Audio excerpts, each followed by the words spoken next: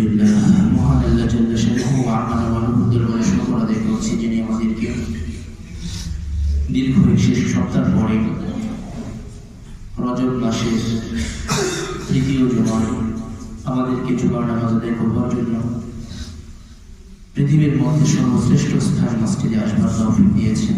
এই জন্য মহান রবের দরবারে শুকর আদায় করছি। প্রত্যেকেই বলি আলহামদুলিল্লাহ। রজব শাবান মাসে যে দোয়াটি রাসূল বারবার করতেন, সেই দোয়াটি আমরা আবারও পড়ে নিই। আল্লাহুম্মা বারিক লানা ফি রজব ওয়া শাবান ওয়া বাল্লিগনা রমাদান, আমিন ইয়া রাব্বাল আলামিন। সম্মানিত সুধী, আপনারা এতক্ষণ পর্যন্ত যে আয়াতগুলো তিলাওয়াত শুনলেন, এটা হচ্ছে সূরাতুল মুমতাহিনা, 28তম পারার অন্যতম একটি সূরা। 28তম পারার এটি হচ্ছে তৃতীয়তম সূরা, সূরা আল মুমতাহিনা। আমাদের ধারাবাহিক আলোচনা চলছিল 28 নম্বর পারা থেকে। এর ধারাবাহিকতায় আজকে আমরা 8ম পৃষ্ঠায় এসেছি। এই সূরা শুরু হয়েছে, এই পৃষ্ঠা শুরু হয়েছে সূরা মুমতাহিনার মাধ্যমে। সর্বপ্রথম আমরা এই সূরার নাম মুমতাহিনা এর সাথে পরিচয় হয়ে নেব। মুমতাহিনা শব্দটি আসছে আল ইমতিহান শব্দ থেকে। ইমতিহান শব্দের অর্থ হচ্ছে পরীক্ষা করা। পরীক্ষা করা এখান থেকে আসছে মুমতাহিনাতুন, মানে পরীক্ষাকারী। পরীক্ষাকারী যদি মুমতাহিনা পড়া হয় পরীক্ষাকারী, আর যদি মুমতাহানা পড়া হয় পরীক্ষাকৃত নারী। তো এই সূরার নাম মুমতাহিনা কেন রাখা হলো? এই সূরার মধ্যে একটি আয়াত রয়েছে, ইয়া আইয়ুহাল্লাযীনা আমানু ইযা জাআকুমুল মুমিনাতু মুহাজিরাতিন ফামতাহিনুহুন। ফামতাহিনুহুন এই শব্দের দিকে লক্ষ্য করে, যেহেতু ইমতিহান শব্দটা এই আয়াতের মধ্যে আসছে, এর দিকে লক্ষ্য করে বালাগাত অনুসারে তাসমিয়াতুল কুল বিইসমিল জুজ, মানে কিছু অংশের কারণে পুরো বস্তুর নাম রেখে দেওয়া হয়েছে। এই অংশের কারণে পুরো সূরার নাম রেখে দেওয়া হয়েছে সূরাতুল মুমতাহিনা। সূরার নাম কি বলেন তো আপনারা? সূরাতুল মুমতাহিনা। আবার বলি মুমতাহিনা। কোরআনের যে সূরাগুলো আছে, আমাদের প্রত্যেক মুসলমানের জন্য জরুরি কমসে কম নামটা মুখস্থ রাখা, নামটা জানা যে এটা আসলে কোরআনের মধ্যে এই জাতীয় সূরা আছে। তাহলে আজকে যে সূরা থেকে আমরা আলোচনা শুনবো, সেই সূরার নাম আবারও জিজ্ঞেস করছি, আপনারা একটু কষ্ট করে মেহেরবানি করে বলেন তো সূরার নাম কি? মুমতাহিনা। মাশাআল্লাহ, আলহামদুলিল্লাহ, মুখস্থ হয়ে গেছে। এই সূরার আগের সূরা, সূরা হাশর, এটা হচ্ছে সূরা মুমতাহিনা। আগের সূরার সাথে এই সূরার সম্পর্কটা কি? সূরা হাশরের পরে কেন এই সূরা রাখলেন, অন্য সূরা কেন রাখলেন না? এর কারণ হচ্ছে আগের সূরার মধ্যে মুনাফিকদের বিষয়ে আলোচনা হয়েছিল। মুনাফিক তাদেরকে বলা হয় ভেতরে একটা, বাহিরে প্রকাশ করে আরেকটা। ভেতরে এক ধরনের আছে, বাহিরে প্রকাশ করে এর বিপরীত বিষয়, এদেরকে বলা হয় মুনাফিক। এরা কাফেরদের সাথে সম্পর্ক রাখত।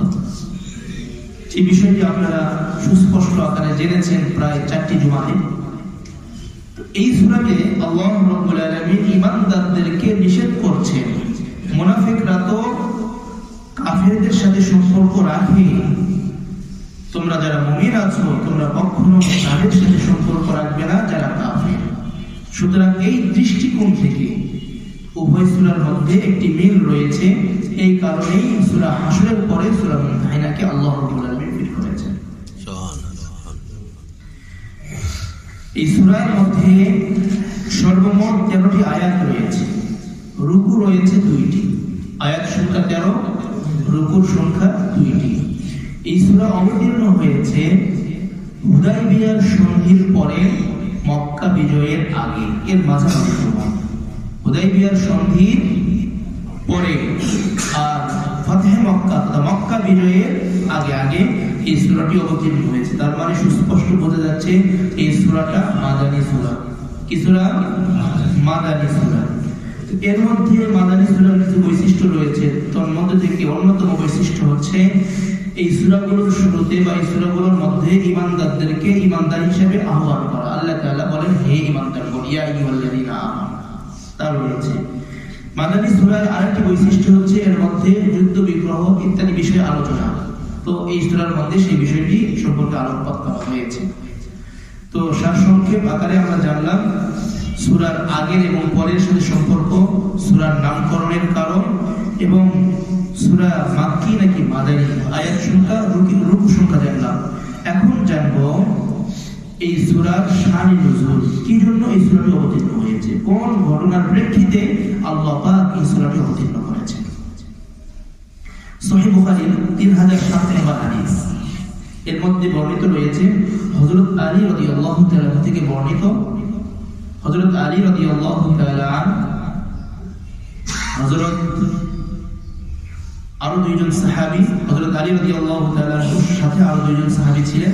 এই তিনজন সাহাবীকে রাসূলুল্লাহ সাল্লাল্লাহু আলাইহি ওয়াসাল্লাম রওজায়ে খাক নামক এলাকার মধ্যে প্রেরণ করলেন আর বলে দিলেন যে তোমরা অমুক জায়গায় যাবে, সেখানে যাওয়ার পরে একটা নারীকে দেখতে পাবে, ওই নারীর কাছে গোপনীয় একটা চিঠি আছে, সেই চিঠিটা তোমরা নিয়ে চলে আসবে। পাঠাইলেন আলী রাদিয়াল্লাহু তাআলা কে, মিকদাদ ইবনে আসওয়াদ রাদিয়াল্লাহু তাআলা সহ আরেকজন সাহাবী ছিলেন। এই মোট তিনজন সাহাবী, হযরত আলী, হযরত জুবাইর, মিকদাদ ইবনে আসওয়াদ, এই তিনজন সাহাবী মিলে ঘোড়া নিয়ে রাসূলের সেই ভবিষ্যৎ কথা অনুযায়ী ওনারা চলে গিয়েছেন, ছুটেছেন। মক্কা থেকে প্রায় 12 কিলোমিটার, 12 মাইল দূরে অবস্থিত সেই রওজায়ে খাক, মানে খাক নামক একটি বাগান। আলী রাদিয়াল্লাহু তাআলা সহ তার সঙ্গী দুইজন সাহাবী তিনজন গিয়েছেন। রাসূল যেইভাবে বর্ণনা করেছে ঠিক অনুরূপ ভাবে ওই জায়গার মধ্যে দেখতেছে একটা নারী উটের পিঠে করে যাচ্ছে। সুবহানাল্লাহ। রাসূল ছিলেন কোথায়? মদিনায়। ওই নারীটা কতটুকু আসবে, কতটুকুতে গিয়ে তার প্রিয় সাহাবায়ে কেরাম পাবেন, এটা রাসূল বলে দিলেন। কেমনে বললেন? আল্লাহ পাক জানাইছেন, এই জন্য বলছেন। নাকি রাসূল গায়েব জানেন? রাসূল কি গায়েব জানেন? না। বলতে পারলেন কিভাবে? আল্লাহ পাক জানিয়ে দিয়েছেন, নবী আপনার সাহাবীদেরকে আপনি পাঠান, আপনার সামরিক যে গোপন তথ্য আছে এই তথ্যটা পাস করা হচ্ছে একটা নারীর মাধ্যমে। সুতরাং এই সামরিক তথ্যটা যদি তাদের কাছে, আপনার শত্রুর কাছে চলে যায়, তাহলে হয়তো কিছুটা সমস্যা হতে পারে।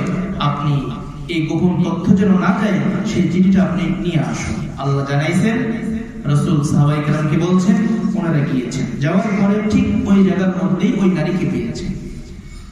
সামনে ঘোড়া দাঁড় করিয়ে আলী রাদিয়াল্লাহু তাআলা বললেন, তোমার কাছে চিঠি আছে, চিঠিটা বের করো। আছে কি নাই এমন কোনো কথা না, চিঠি আছে, তুমি চিঠি বের করো। নারী বলল, আমার কাছে কোনো ধরনের কোনো চিঠি নাই। সে অস্বীকার, কোনোভাবেই সে স্বীকার করছে না। আলী রাদিয়াল্লাহু তাআলা তখন ওই নারীকে বললেন, আমার রাসূল জীবনে কোনোদিন মিথ্যা কথা বলেন নাই, বলতে পারেন না, আজকেও মিথ্যা কথা বলেননি। সুতরাং তোমার কাছে চিঠি আছে, এটাই সত্য।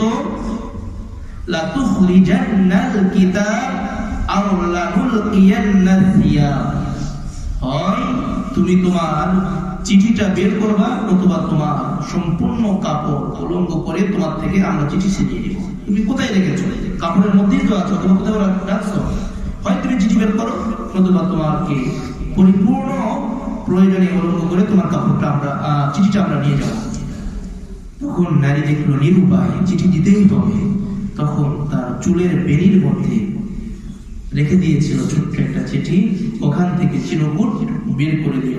আলী রাদিয়াল্লাহু তাআলা সহ তিনজন সাহাবী ওই চিঠি নিয়ে চলে আসলেন। রাসূলুল্লাহ সাল্লাল্লাহু আলাইহি ওয়াসাল্লাম চিঠি খুললেন। চিঠি খোলার পরে দেখতে পেলেন এই চিঠিটা লেখা হয়েছে হাতিব ইবনে আবি বালতাহ রাদিয়াল্লাহু তাআলার পক্ষ থেকে। কাফেরদেরকে জানিয়ে দেওয়া হচ্ছে যে অতি সত্বর তোমাদের বারবার সন্ধির খিলাফ করার কারণে মুসলমানগণ তোমাদের উপর আক্রমণ করবে, এতটুকু লেখা হয়েছে। রাসূলুল্লাহ সাল্লাল্লাহু আলাইহি ওয়াসাল্লামের সেই মিশনটা যেহেতু গোপন বিষয়, সামরিক বিষয়, তথ্য পাস করে দিয়েছে, তখন তাকে ডাকা হলো হাতিব ইবনে আবি বালতাহকে। উনি কিন্তু বদরি সাহাবী, বদর যুদ্ধের মধ্যে অংশগ্রহণ করেছিলেন। রাসূলুল্লাহ সাল্লাল্লাহু আলাইহি ওয়াসাল্লাম যখন হাতিব ইবনে আবি বালতাহকে ডাকলেন, ডাকার পরে চিঠি দেখালেন, এটা কি তুমি লিখেছো? তখন উনি সাথে সাথে স্বীকার করলেন, ইয়া রাসূলুল্লাহ, হ্যাঁ এটা আমি লিখেছি, তবে বিচারটা একটু শিথিল করেন, একটু বিলম্ব করেন, তাড়াহুড়া করবেন না।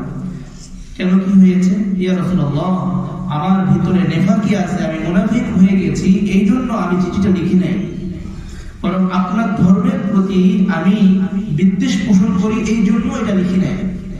মুসলমানরা পরাজয় বরণ করুক, এটাও আমি চাই না, তবে আমার লেখার উদ্দেশ্য একটাই, আপনারা যারা এখানে আসছেন, আপনার সাহাবায়ে কেরাম যারা আসছেন, আমার সহপাঠীরা যারা আসছেন, সকলের আত্মীয় স্বজন মক্কার মধ্যে রয়েছে, বিধায় অন্যান্য যে মুশরিক আত্মীয় আছে, আত্মীয়তার বন্ধনের কারণে তাদের পরিবার পরিজন নিরাপদে সেই জায়গার মধ্যে আছে। কিন্তু আমি তো মক্কা বংশোদ্ভূত নয়, আমি অন্য রাষ্ট্র থেকে এসে সেখানে তাদের সাথে মিলেজুলে ছিলাম, আমার কোনো আত্মীয়তার বন্ধন সেখানে ছিল না, কোনো আত্মীয় আমার সেখানে নাই।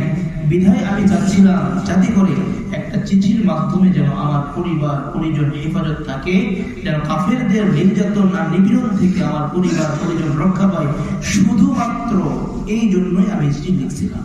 তবে আমার দৃঢ় বিশ্বাস ছিল, আমি চিঠি দিলেও আপনাকে আল্লাহ বিজয় করবে, না দিলেও আল্লাহ তাআলা আপনাকে বিজয় করবে, এটা আমার মনের দৃঢ়তা ছিল।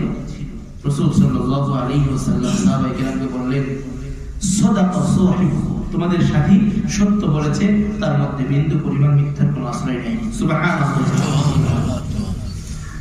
তারপরে ওমর রাদিয়াল্লাহু তাআলা বললেন, ইয়া রাসূলুল্লাহ, আমাকে ছেড়ে দিন, আমি তরবারি দিয়ে তার কাল্লাকে দ্বিখণ্ডিত করে দিব। এত বড় গাদ্দারি সে কেন করলো? তাকে দুনিয়ার মধ্যে রাখার কোনো সুযোগ নেই, আমাকে শুধু একবার হুকুম দিন। রাসূল সাল্লাল্লাহু আলাইহি ওয়াসাল্লাম বলেন, ওমর, তুমি কি জানো না যার ব্যাপারে তুমি এই কথা বলছো, ও তো বদরের যুদ্ধে অংশগ্রহণ করেছে, আর আল্লাহ রাব্বুল আলামিন বদরে যারা অংশগ্রহণ করেছে তাদের সকল গুনাহ মাফ করে দিয়েছেন। হাতিব ইবনে আবি ওয়াক্কাস উনি তওবা করলেন। তারপর আল্লাহ রাব্বুল আলামিন মুসলমানদেরকে সতর্ক করার জন্য বলছে যে তোমরা ঈমান রাখা সত্ত্বেও কেন কাফেরদের প্রতি বন্ধুত্বের পয়গাম পাঠাও। এই কথাগুলো আল্লাহ রাব্বুল আলামিন প্রথম রুকুর মধ্যে আলোকপাত করেছেন। আল্লাহ তাআলা বলছেন, ইয়া আইয়ুহাল্লাযীনা আমানু লা তাত্তাখিযু আদুওয়ি ওয়া আদুওয়াকুম, হে ঈমানদারগণ, কেন তোমরা আমার শত্রু এবং তোমাদের শত্রুকে বন্ধুরূপে গ্রহণ করছো, আউলিয়া বন্ধুরূপে গ্রহণ করছো, তুলকুনা ইলাইহিম বিল মাওয়াদ্দাহ, তোমরা তাদের কাছে বন্ধুত্বের পয়গাম পাঠাচ্ছ। ওয়াকাদ কাফারু বিমা জাআকুম মিনাল হক, অথচ বিষয়টা সুস্পষ্ট হয়ে গিয়েছে, আপনার কাছে তোমাদের কাছে যে হক আসছে এটা তারা অস্বীকার করে, কাফেররা এগুলো অস্বীকার করে, তারপরেও কেন তোমরা তাদের কাছে বন্ধুত্বের বার্তা প্রেরণ করছো।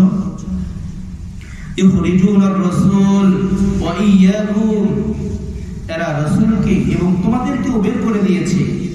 অপরাধ একটাই, আনতুমিনু বিল্লাহি রাব্বিকুম, তোমরা তোমাদের রবের উপর বিশ্বাস স্থাপন করেছো। শুধুমাত্র একটা অপরাধী তোমাদেরকে মক্কা থেকে বের করে দিয়েছে, এর পরেও কেন তোমরা তাদের কাছে বন্ধুত্বের পয়গাম পাঠাচ্ছ। ইন কুনতুম খারাজতুম জিহাদান ফি সাবিলি ওয়া ইবতিগা মারদাতি, যদি তোমরা বের হয়ে থাকো আমার সন্তুষ্টি অর্জনের জন্য, আমার রাস্তায় জিহাদ করার উদ্দেশ্যে যদি তোমরা বের হয়ে থাকো, তাহলে কেন তোমরা মদিনায় আসার পরেও তাদের কাছে বন্ধুত্বের বার্তা প্রেরণ করছো।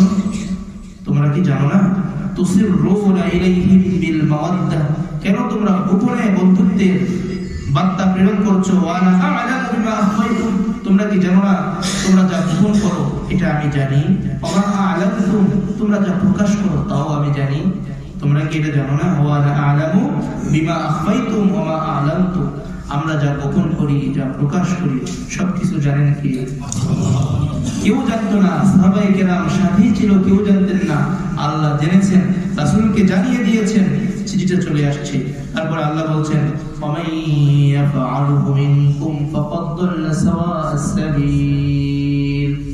তোমাদের মধ্যে যে কেউ এইরূপ করবে সে সঠিক পথ থেকে বিচ্যুত হয়ে যাবে, সঠিক পথ থেকে সে দূরে সরে যাবে। সুতরাং তোমাদের এটা উচিত হয় নাই, তোমরা যারা এই কাজ করবে সঠিক পথ থেকে বিচ্যুত হয়ে যাবে। তবে উনি বিশ্বচ্যুত হয় নাই, আল্লাহ রাব্বুল আলামিন তাকে হেফাজত করেছেন। সুবহানাল্লাহ। কারণ কাফিরদের স্বভাব আল্লাহ তাআলা তার পরের আয়াতে বলছেন, ইয়াসতাফুকুম ইয়াকুনু লাকুম আদাআ ওয়া ইয়াবসুতু ইলাইকুম আইদিয়াহুম ওয়া আলসিনাতাহুম বিসসুই ওয়া ওয়াদ্দু লাউ তাকফুরুন। আল্লাহ রাব্বুল আলামিন বলছেন, ইয়াসতাফুকুম ইয়াকুনু লাকুম আদাআ, যদি তারা তোমাদের উপর বিজয় লাভ করে, ইয়াকুনু লাকুম আদাআ, তাহলে তোমাদের শত্রুরা হয়ে যাবে। যদিও তোমরা বন্ধুত্বের বার্তা পাঠাচ্ছ তাদের কাছে, যদি তারা বিজয় লাভ করে তাহলে তোমাদের শত্রুতে রূপান্তরিত হয়ে যাবে। শুধু তাই নয়, আল্লাহ বলছেন ওয়ায়াবসুতু ইলাইকুম, তারা তাদের হাতকে প্রসারিত করবে তোমাদেরকে মারবার জন্য, তোমাদের বিরুদ্ধে লড়াই করবার জন্য, তোমাদের বিরুদ্ধে সংগ্রাম করবার জন্য। শুধু তাই নয়, ওয়ালসিনাতাহুম বিসসুই, এবং তারা তোমাদেরকে কালমন্দ করবে সর্বদাই, জবানকে বৃদ্ধি করবে, মানে কি কালমন্দ করবে। ওয়াদ্দু লাউ তাকফুরুন, শুধু বন্ধুত্ব রূপে গ্রহণ করবে না, বরং তারা চাই তোমরাও কাফের হয়ে যাও। নাউযুবিল্লাহ। তারা কামনা করে তোমরাও যেন কাফের হয়ে যাও তাদের মতো। এর আগ পর্যন্ত তারা তোমাদেরকে বন্ধুত্ব রূপে গ্রহণ করবে না, বন্ধু রূপে গ্রহণ করবে না, তাদের বন্ধুত্বে তোমরা শামিল হতে পারবে না। তারপরে আল্লাহ রাব্বুল আলামিন সতর্ক করছেন, তোমরা মক্কার মধ্যে যাদেরকে রেখে আসছো এরা তো তোমাদের সন্তান সন্ততি, তোমাদের আত্মীয় স্বজন। শুনে রাখো, কিয়ামতের মাঠে তোমরা তো কিয়ামতের মাঠে নাজাত পাবার জন্য, আল্লাহকে পাবার জন্য এই জায়গার মধ্যে হিজরত করে চলে আসছো। কিয়ামতের মাঠে ওই সকল আত্মীয় স্বজন, ওই সকল তোমার সন্তান সন্ততি, তোমার পরিবার পরিজনেরা তোমার কোনো উপকার দিবে না। আল্লাহ রাব্বুল আলামিন জানিয়ে দিচ্ছেন এই কথাটি। হাতিব ইবনে আবি বালতা সহ সারা বিশ্বের মুসলিম উম্মাহকে আল্লাহ রাব্বুল আলামিন বলছেন, লান তানফাআকুম আরহামুকুম ওয়ালা আওলাদুকুম। লান তানফাআকুম এর অনুবাদ হচ্ছে কখনোই তোমাদের উপকার করতে পারবে না কারা? আরহামুকুম তোমাদের আত্মীয় স্বজন। দুনিয়ার মধ্যে যত আত্মীয় রয়েছে, ইমানদার আত্মীয় হইতে উপকার করতে পারে না, করবে না। সেই দিন নিজেকে নিয়ে ব্যস্ত থাকবে। হাইহা লা আদরি, ইয়া নাফসি ইয়া নাফসি বলবে। ওয়ালা আওলাদুকুম, এবং কোন সন্তান সন্ততিও তোমার কোনো কাজে আসবে না। দুনিয়ার মধ্যে ইমানদার বন্ধুরাই তো, ইমানদার মানুষরাই তো একে অপর থেকে পালিয়ে যাবে, কিন্তু তোমার যে সকল আত্মীয় স্বজন রেখে আসছো, মক্কার মধ্যে যাদেরকে রেখে আসছো, এরা তো মুশরিক। সুতরাং মুশরিক কিয়ামতের মাঠে তোমার বিন্দু পরিমাণ উপকার করতে পারবে না। আল্লাহ তাআলা গ্যারান্টি দিয়ে দিচ্ছেন, লান তানফাআকুম আরহামুকুম ওয়ালা আওলাদুকুম, তোমাদের আত্মীয় স্বজন সন্তান সন্ততি তোমাদের কোনো উপকার দিবে না। ইয়াউমাল কিয়ামাহ, কোন দিন আপনারা বলেন তো? কিয়ামতের দিন। ইয়াউম মানে দিন, কিয়ামাহ শব্দের অর্থ হচ্ছে কিয়ামত। ইয়াউমাল কিয়ামাহ শব্দের অর্থ হচ্ছে কিয়ামতের দিন। কিয়ামতের দিন কোন ধরনের কোনো উপকার দিতে পারবে না। ইয়াফসিলু বাইনাকুম, আল্লাহ রাব্বুল আলামিন উভয়ের মাঝে পার্থক্য করে দেবেন। ইয়াফসিলু বাইনাকুম, উভয়ের মাঝে পার্থক্য করে দিবেন। তাফসীরে জালালাইনের মধ্যে উল্লেখ রয়েছে।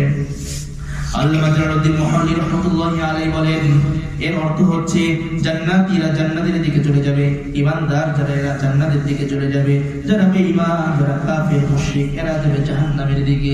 সুতরাং দুই দলের মধ্যে পার্টিশন তৈরি হয়ে যাবে। সুবহানাল্লাহ। ইয়াফসিলু বাইনাকুম আল্লাহু বিমা তা'মালুনা বাসীর। আল্লাহ রাব্বুল আলামিন সব কিছু দেখছেন, তোমরা যা করছো, তোমাদের সকল আমলগুলো আল্লাহ তাআলা দেখছেন। তুমি যে ভিতরে ভিতরে বন্ধুত্বের বার্তা পাঠাচ্ছো, এটাও আল্লাহ তাআলা জানছে। সুতরাং হাতিব ইবনে আবি বালতার কথা যদি জানে, গোপনে গোপনে যদি আমরা গুনাহ করি, গুনাহের কথা আল্লাহ জানেন কি জানেন না? গোপন গুনাহ আল্লাহ জানেন, প্রকাশ্য গুনাহ জানেন। এই জন্য আল্লাহ তাআলা বলছেন, আল্লাহ রাব্বুল আলামিন বলছেন, তোমরা প্রকাশ্য এবং গোপন সমস্ত গুনাহ থেকে বেঁচে থাকো। ওয়াদারু যাহিরাল ইসমি ওয়া বাতিনা, তোমরা প্রকাশ্য গুনাহ এবং গোপন গুনাহ সমস্ত গুনাহ থেকে তোমরা বেঁচে থাকো। কারণ আল্লাহ রাব্বুল আলামিন গোপনটাও যেমন জানেন, প্রকাশ্যটাও জানেন। সুতরাং গোপনেও প্রকাশ্যেও কোনো অবস্থাতেই আল্লাহর নাফরমানি করা যাবে না। তারপরে আল্লাহ রাব্বুল আলামিন ওই বিষয়টাকে ঘুরিয়ে তারপরে বলছেন, সুতরাং শোনো, তোমরা শোনো, তোমাদের পিতা ইব্রাহিমের মধ্যে তোমাদের উত্তম আদর্শ রয়েছে। সুবহানাল্লাহ। আমাদের জাতির পিতা ইব্রাহিম আলাইহিস সালাম মিল্লাত আবিকুম ইব্রাহিম, আমাদের জাতির পিতা ইব্রাহিম, এর মধ্যে উত্তম আদর্শ রয়েছে। আল্লাহ বলেন قد كانت لكم أسوة حسنة في إبراهيم والذين معه, তোমাদের জন্য রয়েছে ইব্রাহিম এবং তার সঙ্গে যারা ঈমান নিয়ে আসছিল এই সকল ব্যক্তিদের মাঝে তোমাদের জন্য উত্তম নিদর্শন রয়েছে, উত্তম আখলাক রয়েছে তাদের মধ্যে। ইব্রাহিম আলাইহিস সালামের চরিত্রের মধ্যে উত্তম আখলাকের অর্থ কি? ইব্রাহিম আলাইহিস সালাম যখন একা ছিলেন, কেউ তার সাথে ছিল না, ওই সময় পর্যন্ত তিনি এক আল্লাহ রাব্বুল আলামিনকে স্বীকার করেছেন। বাবা তার বিরুদ্ধে, পরিবার বিরুদ্ধে, সমাজ বিরুদ্ধে, ওই সময় তিনি আল্লাহ রাব্বুল আলামিনের ইবাদত করে গিয়েছেন। সুবহানাল্লাহ। কোরআনুল কারীমের মধ্যে আল্লাহ রাব্বুল আলামিন বলেছেন وَإِذْ قَالَ إِبْرَاهِيمُ رَبِّ أَرِنِي كَيْفَ وَإِذْ قَالَ إِبْرَاهِيمُ, তোমরা স্মরণ করো ইব্রাহিম আলাইহিস সালামের কথা। আল্লাহ রাব্বুল আলামিন বলেন وَإِذْ قَالَ إِبْرَاهِيمُ رَبُّهُ مَلَكُوتُ السَّمَاوَاتِ وَالْأَرْضِ وَلِيَكُونَ مِنَ الْمُوقِنِينَ। আল্লাহ রাব্বুল আলামিন সুস্পষ্টভাবে জানিয়ে দিচ্ছেন তোমরা ইব্রাহিমের কথা স্মরণ করো। وَإِذْ قَالَ إِبْرَاهِيمُ لِأَبِيهِ آزَرَ أَتَتَّخِذُ أَصْنَامًا آلِهَةً إِنِّي أَرَاكَ وَقَوْمَكَ فِي ضَلَالٍ مُبِينٍ। যখন ইব্রাহিম তার বাবাকে বলল, ও বাবা, ইন্নী আরাকা, নিশ্চয় আমি আপনাকে দেখছি। তার বাবা আজরকে বলল, আমি আপনাকে দেখছি, আপনার সম্প্রদায়কে দেখছি, আপনারা বড় গোমরাহির মধ্যে আছেন। আপনারা তো একটা কিছু মূর্তিগুলোকে ইবাদতের পূজ্য রূপে আপনারা গ্রহণ করেছেন, আপনারা বিভ্রান্তের মধ্যে আছেন। তারপরে আল্লাহ বলছেন ওয়াকাযালিকা নুরি ইব্রাহিম মালাকুতাস সামাওয়াতি ওয়াল আরদ, আমি ইব্রাহিম আলাইহিস সালাম আসমানকে, ইব্রাহিম আলাইহিস সালামের জন্য আসমান এবং জমিনের যত নিদর্শন রয়েছে তার সামনে উন্মোচন করে দিলাম। ওয়ালিয়াকুনা মিনাল মুকিনিন, কেন? যাতে করে ইব্রাহিম আলাইহিস সালাম আল্লাহর উপর বিশ্বাস স্থাপন করতে পারে। ইব্রাহিম আলাইহিস সালাম নবুয়তের শুরুর দিকে আল্লাহ রাব্বুল আলামিন বলেন ফালাম্মা জান্না আলাইহিল লাইলু রাআ কাওকাবা, তিনি যখন দেখলেন রাত্রি অন্ধকার হয়ে গিয়েছে, উনি চাঁদকে দেখলেন, তারকারাজিকে দেখলেন। রাআ কাওকাবা ক্বালা হাযা রাব্বি, প্রথমে বললেন এটা আমার রব হবে হয়তো, কারণ দুনিয়ার সবকিছু অন্ধকারাচ্ছন্ন হয়ে গিয়েছে, এটা এখনো মিটি মিটি জ্বলছে, এটা হয়তো আমার রব হবে। ফালাম্মা ক্বালা লা উহিব্বুল আফিলিন, যখন এটা অস্তমিত হয়ে গেল, চাঁদের আগে যখন তারকারাজি দূর হয়ে গেল, ওই সময় দেখার পরে বললেন না না না, যেটা অস্তমিত হয়ে যায় এটাকে আমি ভালোবাসি, এটা আমার রব হতে পারে না, রব তো তিনি হবে যিনি সর্বদাই থাকবেন। সুবহানাল্লাহ। ফালাম্মা রাআল কমারা বাযিগান ক্বালা হাযা রাব্বি, তারপরে আবার দেখলেন, চাঁদকে দেখলেন, দেখা গেল তারকার থেকে আরেকটু বড়, তারপরে বললেন এটা হয়তো আমার রব হবে, এটা হয়তো আমার রব হবে। হাযা রাব্বি فلما أفل قال لئن لم يهدني ربي لأكونن من القوم الضالين। যখন আবার চাঁদ ডুবে গেল, তারপর উনি বললেন না না, এটাও তো রব হতে পারে না, যে আমার থেকে বিলীন হয়ে যায়, আমার থেকে দূরে সরে যায়, এটাও আমার রব হবে না। فلما رأى الشمس بازغة قال هذا ربي هذا أكبر। ইব্রাহিম আলাইহিস সালাম যখন দিনের বেলা সূর্য দেখলেন, সূর্য দেখার পরে বললেন না না, এটাই হয়তো আমার রব হবে, কারণ তার তেজস্বিতা অনেক বেশি, তার তাপ অনেক বেশি, এটার আলো অনেক বেশি, এটাই আমার রব হবে। হাযা আকবার, এটা অনেক বড়। ফালাম্মা আফালাত ক্বালা ইয়া কওমি ইন্নী বারিউম মিম্মা তুশরিকুন। তারপরে যখন সূর্য ডুবে গেল, উনি বললেন না, এটাও তো আমার রব হতে পারে না, যে ডুবে যায়, যে আমার থেকে বিলীন হয়ে যায়, এটাও আমার রব হতে পারে না। আমি যদি এটাকে রব হিসেবে গ্রহণ করি, অবশ্যই আমি মুশরিকদের মধ্যে অন্তর্ভুক্ত হয়ে যাব। নাউযুবিল্লাহ। ইব্রাহিম আলাইহিস সালাম যখন কেউ আল্লাহকে চিনছেন, ওই সময় তিনি আল্লাহ রাব্বুল আলামিনের উপর পূর্ণ ইয়াকিন রেখেছেন। এটাই আমাদের নিদর্শন। এমন এক জায়গায় গিয়েছি যেখানে কেউ নেই, সকলেই আল্লাহ ব্যতীত অন্যের পূজা করছে, ওই জায়গায় আমি একা হয়েছি, ওই জায়গাও আল্লাহর সাক্ষ্য দিতে হবে, ঠিক না ঠিক? নাকি ওই জায়গার মধ্যে তাদের মতো হয়ে যাব?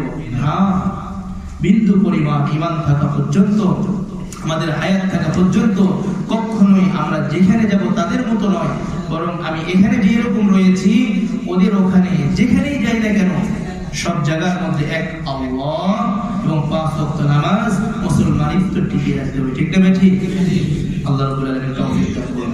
তাই নয়, কোন জালিম শাসকের সামনে আপনি দাঁড়িয়েছেন, কোন এক জালিম শাসকের সামনে দাঁড়িয়েছেন, ওই জায়গার মধ্যে ইব্রাহিম আলাইহিস সালাম অনুসরণীয়, ইব্রাহিম আলাইহিস সালাম যখন দাওয়াত দিয়ে গিয়েছেন নমরুদের সামনে, তখন নমরুদকে যখন আল্লাহ রাব্বুল আলামিনের কথা বলল, সে তখন তাকে অস্বীকার করলো না, আমি তো নিজেই রব, আমি তো মানুষকে জীবন দিই, আমি মানুষকে মৃত্যু দিই, সুতরাং আমি রব, সুতরাং তুমি আমাকে রব হিসেবে গ্রহণ করো। নাউযুবিল্লাহি মিন যালিক। আল্লাহ রাব্বুল আলামিন ওই কথাটাও কোরআনুল কারীমের মধ্যে আল্লাহ তাআলা উঠিয়ে ধরেছেন। 3 নম্বর পারা 2 নম্বর পৃষ্ঠার মধ্যে আল্লাহ তাআলা বলেন, আলাম তারা ইলাল্লাযী হাজ্জা ইব্রাহিম ফি রাব্বিহি আন আতাহু আল্লাহুল মুলক। আপনি কি দেখেননি ওই সময়ের কথা যখন ইব্রাহিম আলাইহিস সালাম তার রবের ব্যাপারে এমন একজন ব্যক্তির সাথে লড়াই করছিল, বাক বিতণ্ডা করেছিল, প্রতিযোগিতা করেছিল, যে ব্যক্তিকে আমি রাষ্ট্র দিয়েছি, রাষ্ট্র ক্ষমতা দিয়েছি। ইদ ক্বালা ইব্রাহিম রাব্বি আল্লাযী ইউহয়ী ওয়া ইউমীত। তার সামনে যাওয়ার পর ইব্রাহিম বললেন, আমার রব তো তিনি, যিনি জীবন দেন এবং মৃত্যু দেন, তিনি হচ্ছেন আমার রব, তিনি হচ্ছে আমার রব, তোমার রব। তখন ওই ব্যক্তি বলল, তথা নমরুদ বলল, ক্বালা আনা উহয়ী ওয়া উমীত। তোমার রব যেরকম জীবন দেয়, মৃত্যু দেয়, আমিও এমন রব, আমিও জীবন দিই, মানুষকে মৃত্যু দিই। নাউযুবিল্লাহ।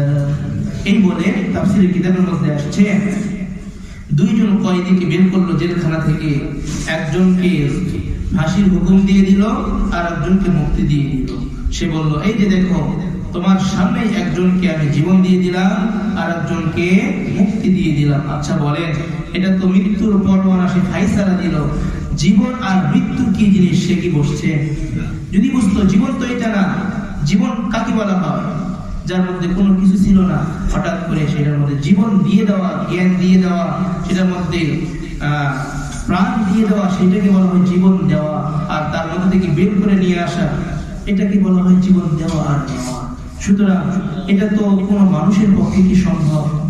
পৃথিবী বিজ্ঞানীরা অনেক উন্নতি সাধন করেছে, কিন্তু অনেক উন্নত হয়েছে, এই পর্যন্ত একটা প্রাণী তারা নিজে আবিষ্কার, পিপিলিকার মতো ছোট প্রাণী, তার মধ্যে জীবন দিয়েছে, নিজেই খাইতে পারে, সবকিছু করতে পারে, এরকম প্রাণী কি বানাইতে পারছে?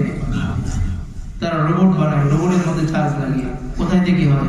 এটা বিদ্যুৎ হয়। বিদ্যুৎ কোথা থেকে হয়? পানি থেকে হয়। বা বিভিন্ন উপকরণ, এগুলো দিয়েছে কি? আল্লাহ দিয়েছে। সুতরাং আল্লাহ সবগুলো আবিষ্কার হচ্ছে, কিন্তু সবকিছু আল্লাহ পাকের থেকে নিয়ে করছে কি দিয়ে? ব্রেন দিয়ে। ব্রেন কে দিয়েছে? আল্লাহ দিয়েছে। সুতরাং সমস্ত বিষয়, উপকরণ সবগুলো কার কাছ থেকে আসছে? আল্লাহর কাছ থেকে আসছে। সুতরাং তার দিকে ফিরে যেতে হবে। ফাফিরু ইলাল্লাহ, ইরজিই ইলা রাব্বিক। আমাদের সকলকে আমাদের রবের কাছে যেতে হবে, তিনি তো সব দিয়েছেন। তো যাই হোক, তারপর ইব্রাহিম আলাইহিস সালাম কি বললেন? ক্বালা ইব্রাহিম, ইব্রাহিম আলাইহিস সালাম যখন দেখলেন এ তো মাথার মধ্যে কিছু নেই, জীবন আর মৃত্যুর সংজ্ঞাও তারা জানা নেই, তখন উনি এমন একটি সুস্পষ্ট দলিল দিলেন যেটা সকলের কাছে সুস্পষ্ট। ইব্রাহিম আলাইহিস সালাম বলেন, ঠিক আছে, ফাইন্নাল্লাহা ইয়াতি বিশ-শামসি মিনাল মাশরিকি ফাতি বিহা মিনাল মাগরিব ফাবুহিতাল্লাযী। আমার রব তো তিনি, যিনি পূর্ব দিক থেকে সূর্য ওঠা, পশ্চিম দিকে অস্ত যাওয়া। যদি তুমি এমন হও, তুমি নিজেও রব হও, তাহলে তুমি একটু পশ্চিম দিক থেকে নিয়ে আসো আর পূর্ব দিকে অস্ত যাও। ফাবুহিতাল্লাযী কাফার, সাথে সাথে সে একবার নিশ্চুপ হয়ে গিয়েছে। আল্লাহু আকবার কাবীরা। এটাই আল্লাহ তাআলা বলছেন, ইব্রাহিম আলাইহিস সালামের মধ্যে উত্তম আদর্শ রয়েছে। সুতরাং কোন শাসকের সামনে গিয়ে, যে কোনো ব্যক্তির সামনে গিয়েও আল্লাহকে ভোলা যাবে না। ওই আল্লাহর কথা আমাদেরকে বলে যেতে হবে। পারবো তো ইনশাআল্লাহ? আল্লাহ রাব্বুল আলামিন এটাই বলছেন, লাকাদ কানা লাকুম ফি রাসূলিল্লাহ লাকাদ কানাত লাকুম উসওয়াতুন হাসানাতুন ফি ইব্রাহিম ওয়াল্লাযীনা মা'আ إذ قالوا لقومهم إنا براء منكم ومما تعبدون من دون الله। যখন ইব্রাহিম আলাইহিস সালাম এবং তার সম্প্রদায়ের লোকেরা যখন তারা বলল, তোমরা যারা ইবাদত করছো এই সবগুলো থেকে আমরা নিজেদেরকে সম্পর্ক ছিন্ন করছি, ইব্রাহিম আলাইহিস সালাম সকলে মিলে তার সঙ্গী যারা ছিল, ঈমানদার যারা ছিল, মুশরিকদেরকে বলল, তোমাদের সাথে আমরা সম্পর্ক ছিন্ন করছি। হাতিব ইবনে আবি বালতানি বলছে, ইব্রাহিম আলাইহিস সালাম যেরকম ভাবে বলছে, সুতরাং তুমি বন্ধুত্বের বার্তা নয়, বরং তুমি বলো তোমাদের সাথে আমাদের সম্পর্ক ছিন্ন, তোমাদের সাথে আমাদের কোনো সম্পর্ক নেই। তারপরে আল্লাহ আরো বলছেন, কাফারনা বিকুম কাফারনা বিকুম ওয়া বাদা বাইনানা ওয়া বাইনাকুমুল আদাওয়াতু ওয়াল বাগদাউ আবাদান। আমরা তোমাদেরকে অস্বীকার করছি, তোমরা আমাদের বন্ধুত্ব হতে পারো না, আমাদের বন্ধু হতে পারো না, তোমাদেরকে আমরা অস্বীকার করছি। ওয়া বাদা বাইনানা ওয়া বাইনাকুমুল আদাওয়াতু ওয়াল বাগদাউ আবাদান, তোমাদের মাঝে আর আমাদের মাঝে শত্রুতা থাকবে, একদিন নয়, কিয়ামত অবধি। আজীবনের জন্য তোমাদের সাথে আমাদের সাথে শত্রুতা রয়েছে। কেন? যতক্ষণ না পর্যন্ত হাত্তা তুমিনু বিল্লাহি ওয়াহদা, যতক্ষণ না পর্যন্ত তোমরা এক আল্লাহর উপর ঈমান না আসছো, এর আগ পর্যন্ত তোমরা আমাদের বন্ধু হতে পারো